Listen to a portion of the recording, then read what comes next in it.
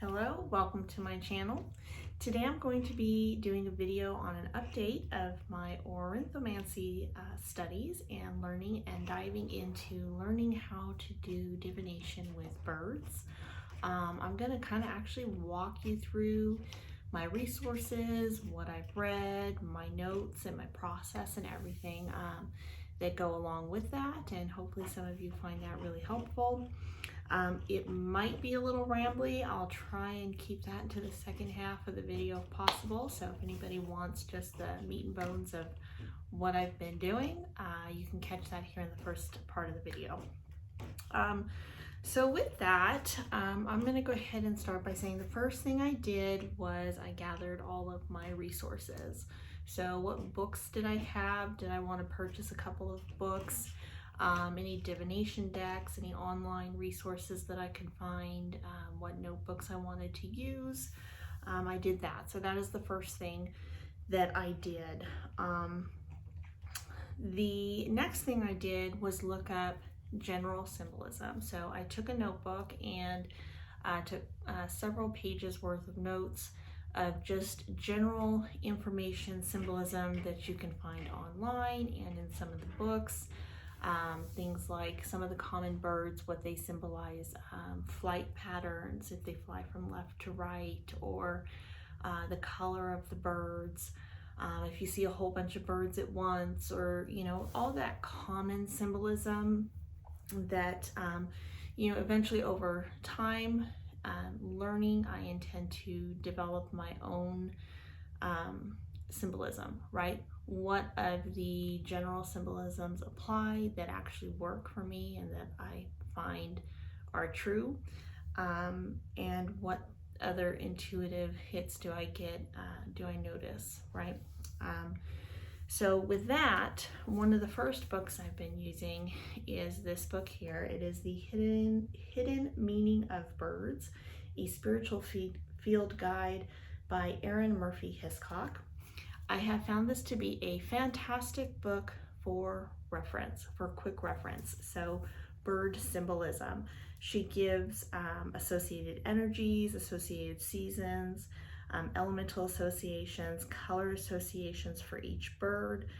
She'll give you the type of bird, the order, the family, some variant species of the birds, even some geographical information, environment, physical distribution, some interesting facts, and then myths, folklore, and cultural, as well as omens and divinatory signs for each bird. Okay, so this is a fantastic reference book for someone starting right out. The other book that I have read so far is this book here. This is another fantastic book. However, it is not great for a quick resource for someone first starting out. I do recommend reading it cover to cover. It's fantastic. As you can see, I've taken lots of notes for basic bird symbolism in here. But the down part of this book is that you cannot quickly reference birds, and they're not all in one section. They're not in alphabetical order. And so for that reason, what I did, because I love the information in this book so much, is I actually went through and created my own index, basically, for the birds. In alphabetical order is how I listed them, and then the page number that they're on. Excuse my sloppy writing.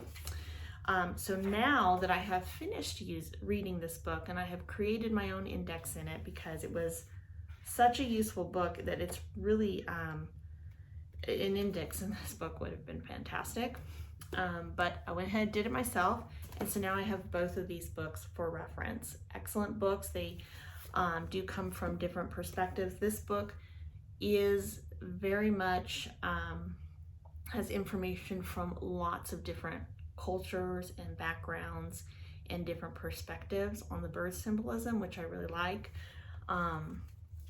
This one is very witchy oriented. I mean, it's got all the symbolism you want to know, you know, associations and stuff in there.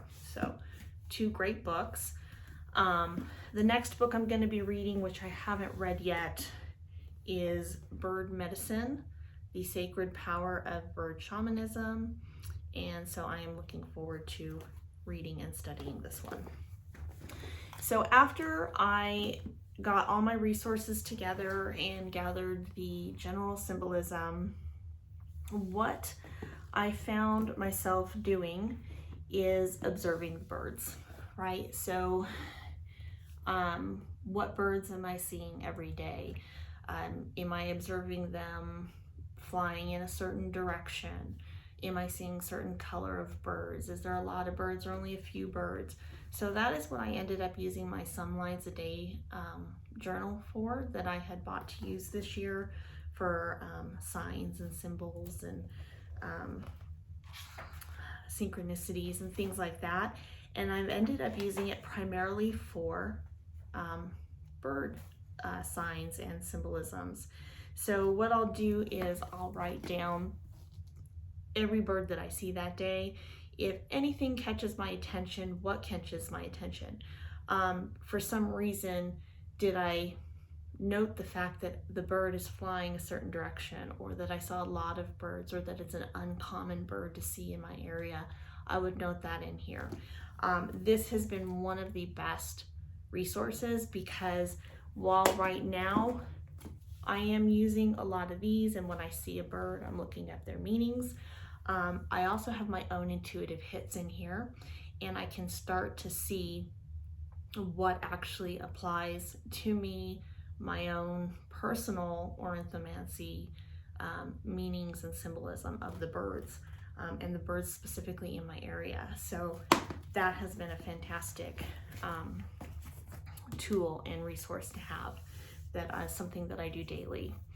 I will say one of the things I wasn't anticipating when I started diving deep into working with and learning Ornithomancy was that most of my other forms of divination have really kind of taken a back seat. So I was not anticipating that.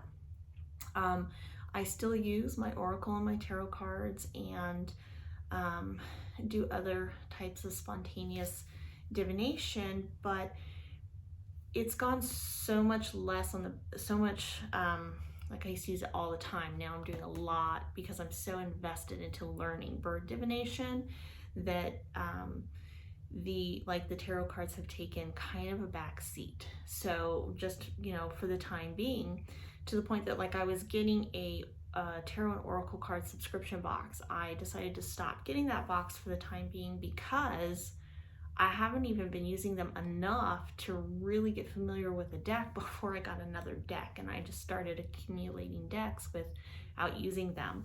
So that, I don't know if that's just me personally, or if that's something that others can anticipate, is that this is not a fast study. You know, just like any form of divination, it takes time. And I feel like I'm just a fraction of the way into it, even with all the stuff that I'm going to go into in the rest of this video, the processes that I've taken and the steps. But yeah, so it just takes so much energy that it's really how I am getting my divine messages and intuitive hits these days, because I'm putting so much into it right now. And then, of course, I have my journal, which I have been taking lots of notes in my process and things that come up. Because once I have gotten the resources, right, I got all my tools together that I needed and my resources, and start familiarize myself with general correspondences and symbolisms, then started observing the birds myself. Next, then I kind of started coming up with developing my own list of birds. And I apologize for keep looking down, but I am literally trying to go through. I've got a couple notebooks here, and I don't want to miss anything for you guys. So in creating my own lists of birds, some of the things I started to look at were, okay, what are the birds that I'm seeing every day? What are the uncommon birds that I see every day? This book that I'm going to read next, when I was flipping through it, got me thinking, oh, what birds do I associate with the 4 directions? And then further, what deity do I work with? This book in the front does a lot of mention of a history of deity associated with birds.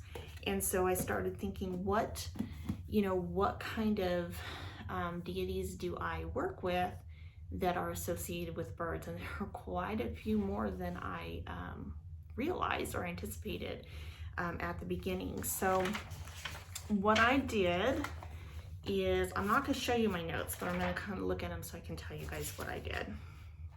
So I started noting down everything that came to my attention that was related to birds. So if I was reading a certain book that maybe had nothing to do with bird divination, but had a comment about bird's symbolism, I wrote that down.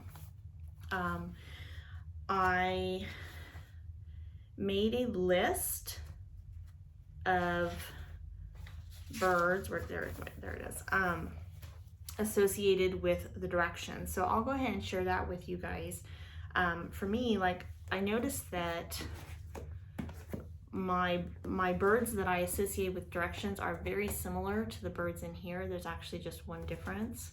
But for the north, apparently in bird shamanism, they use like the bald eagle for north. While I would see bald eagles maybe a couple hours north of me, it's not a bird that I work with a lot, the energy of it. And so I've got for north, I have a turkey vulture. I do work with that bird. And then I've also written down that Artemis is associated with buzzards. So and I work with Artemis. And so then, as well as for east, we have the hawk or the falcon, and Freya is associated with the falcon. And then we have for south, we have the raven.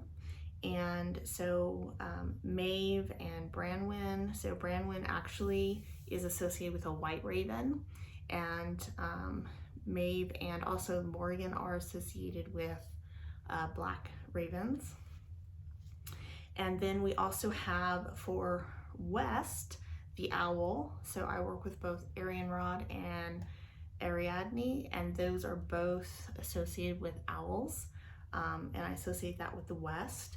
And then for spirit, we have dove, and both Branwen and Aphrodite are associated with the dove. So, and then I have personal symbolism that I'm not going to share, but basically I also then wrote down like what these birds mean to me, what they symbolize, related to the deity I work with and otherwise.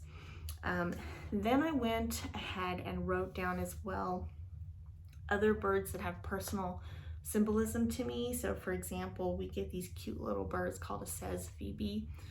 They tend to perch right outside my window sometimes when I'm working. So they've got personal symbolism to me. We see a lot of quails.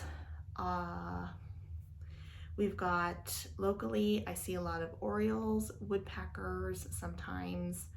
I did once see a yellow-chested blackbird. That bird was amazing. Only ever seen it once. So yellow finches, little yellow finches are cute. Roadrunner, we see sometimes hummingbirds, little house sparrows and house finches. And then through the process of just really diving into paying attention to what birds are local and that I see all the time and what times I see sometimes, and other birds of meaning that have symbolism for me, I surprisingly came across a few other birds that I really need to dive more into, because these birds are not birds that I see locally, but they really came to my attention as I was learning these birds specifically. So There is a bird called the Kagu, which apparently it's a flightless bird that lives under tree roots, and it's known for its keen sight. And like I came across that one while I was playing a game of Scrabble, right? So, and then it pops up in a lot of other areas too. So that kind of synchronicity, as well as the ibis and the wren as well. So those birds I really are birds that I'm also going to do further study on and learn about, even though I don't see them, because that's another thing worth mentioning is while it's a good place to start with local birds and what you see all the time, it doesn't mean that the messages you're going to get from birds have to come from seeing a physical bird in real life. So you could be reading a book, you could be watching TV. There's a lot of different ways. I mean, you could be having a conversation with someone or playing a game, right? There's a lot of different ways that these birds may show up, and there's some reason why their energy or symbolism is making themselves known to you. So that is definitely more on the side of the spontaneous divination, as opposed to like a divinatory ritual or practice. And I will say that I'm definitely very much right now still in the spontaneous phase of it. And I think that's important because it takes a lot to learn and recognize the common symbolisms of all these different birds that you might come across on a regular basis, and to know what they represent before you can then sit down and do like a divinatory session and ask a specific question or on a specific topic, like you would a tarot card. Same concept, like if you're doing tarot, you've got to learn all the card meanings and it takes time. So that's the phase that I am still in. And what I'm really starting to move into now is, after making these lists and observing the birds and learning the common symbolisms, is to start creating what I would call my own bird language, right?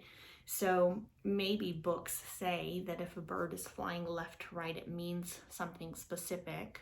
And they might all say the same thing, and they might say something different. It doesn't really matter. What matters is when I see a bird fly left to right, do I get a really strong message? Like, is there something specific that means to me? So I need to then start writing down and learning my own language of the birds and what they mean. So that's kind of the phase that I'm stepping into right now, is really developing my own language. Also diving deeper into these other birds of importance to me, and birds that are showing up that I don't know anything about and I need to learn about them. I feel an urge to learn about those type of birds. Now planning for going forward, I would say, yes, creating my own bird language and own list of significance in birds, and then adding more to that over time to basically develop my own maybe grimoire, say, of bird symbolism and language. And then once I start getting that down, what I then want to do is start getting more into learning a practice of what type of ritual, or how do other people or other cultures have they gone, what approaches have they taken to do like a divinatory session, right? So to actually say, go up to a mountaintop and sit on a rock and face a certain direction, and is it a certain time of day, or does it matter what direction they're facing, or does it just matter, okay, spirit, I'm going to be facing this direction, this is my intention, this is what I want to know about, maybe in the next 45 minutes, 2 hours, I don't know, is there a time frame or not? Like, these are all things I need to figure out, and come up with some sort of intentional divinatory ritual or practice, that if I wanted to use bird divination for something other than just spontaneous divination, messages coming in, symbolism, synchronicities, things like that. Because definitely there's something to be said for being able to be somewhere and have a bird show up and go, oh, okay, this bird, I don't usually see it. I should maybe pay attention to something. And then on the other hand, be able to sit down and say, I've got this issue I'd really like some answers on, and, you know, do a divinatory reading through observing the birds and what birds show up. I don't know what that'll look like for me. I don't know if it'll matter if it's a certain time of day, or if I'm facing a direction, or if I can just be wherever I'm at and go, okay, I'm here. This is what I need to know, you know, get into maybe a meditative type state or something. You know, I don't know. I'm going to figure that out. So I hope to share that with you guys as I go along. So I hope that was helpful. I hope you guys enjoyed that. If anybody else is joining me and learning bird divination, I would love to hear it's going for you. If you want to or feel led to share down in the comments, please do. I do love communicating with you all in the comments. And with that, I will say that it has been an exciting journey so far, and I've got quite a few resources and tools that I've been using, and you know, it's just really been fun. So, and it's taken up a lot more of my energy than I anticipated it, but it's definitely been well worth it. So with that, I hope you guys all have a great day, and I will see you next time. Thank you for watching.